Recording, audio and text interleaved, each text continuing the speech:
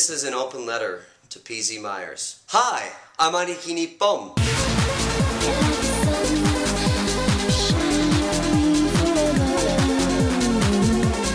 You called the Daniel Craig PSA video, "We Are Equals," quote, "a fantastically effective spot." While I don't deny it, there are some questions I have about the video, namely the statistics. Women are responsible for 2/3 of the work done worldwide, yet earn only 10% of the total income and own 1% of the property. The Queen of England, Queen Elizabeth II, is the single largest landowner in the entire world, according to BusinessInsider.com. And she's on the list of the world's 15 biggest landowners.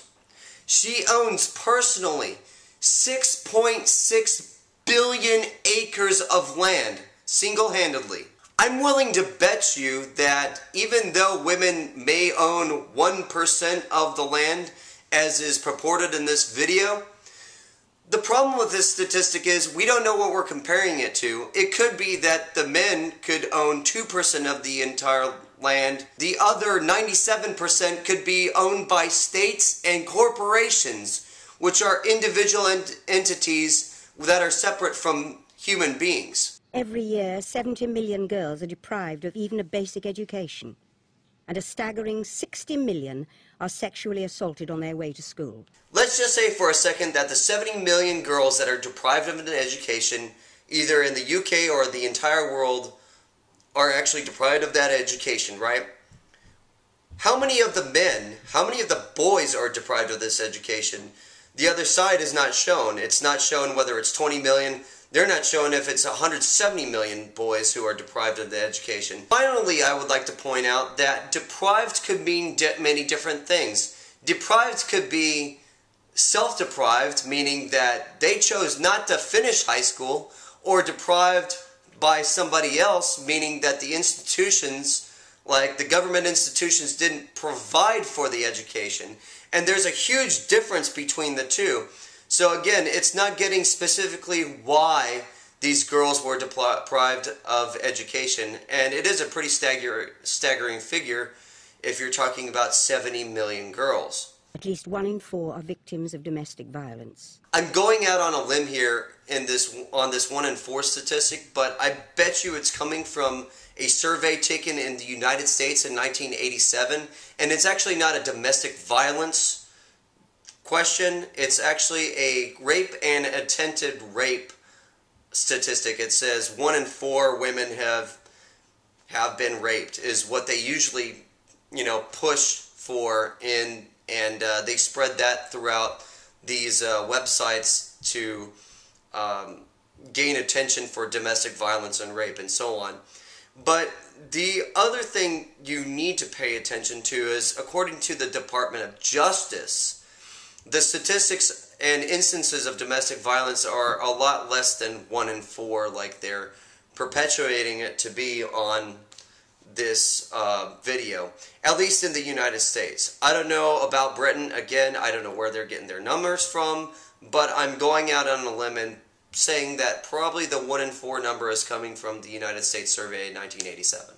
And every week, 2 women in the UK are killed by a current or former partner. Of course, by partner, I'm assuming they mean sexual partner or friend or something like that. But again, in this statistic, they don't talk about the other side. They don't say, well, in that same week, a guy gets killed or 4 guys get killed compared to the 2 women. So my point is this. The statistic is very vague, and we shouldn't just take it on face value. Do you agree or do you not agree?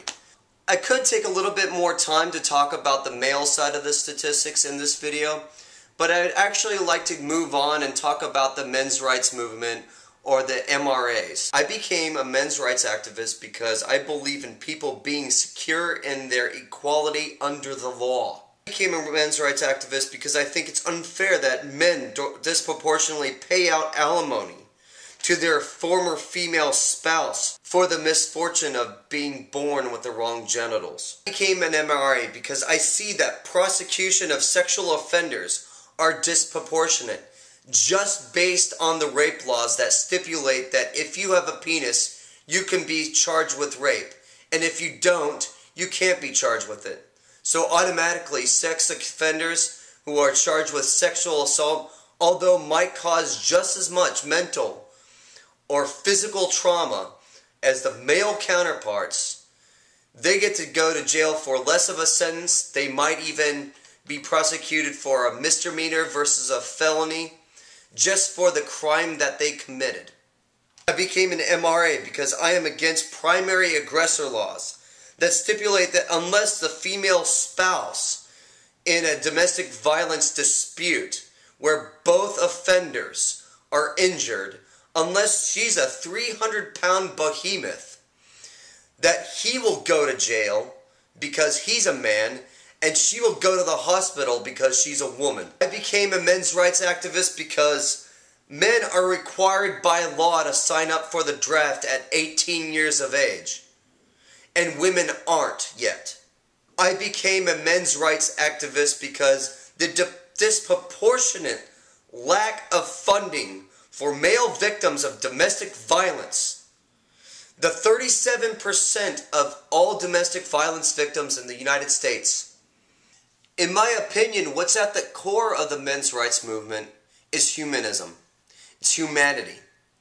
It's at the very core of our being to be concerned for our fellow citizens. And if men are not included in these citizens, then what's the point of being a humanist? Professor Myers, are you prepared to accept that some rights of men have been taken away by laws passed in our country? Are you willing to accept that the men's rights movement isn't perfect, just like the feminist movement in the 1960s and 1970s, but have legitimate concerns for humanity? Professor Myers, are you willing to accept that anti-homosexuality and violence is not part of the men's rights movement and is only a singular comment that was written in a comment section on some men's rights movement page? I await your answer. I'm Maneki Nippon. Thank you.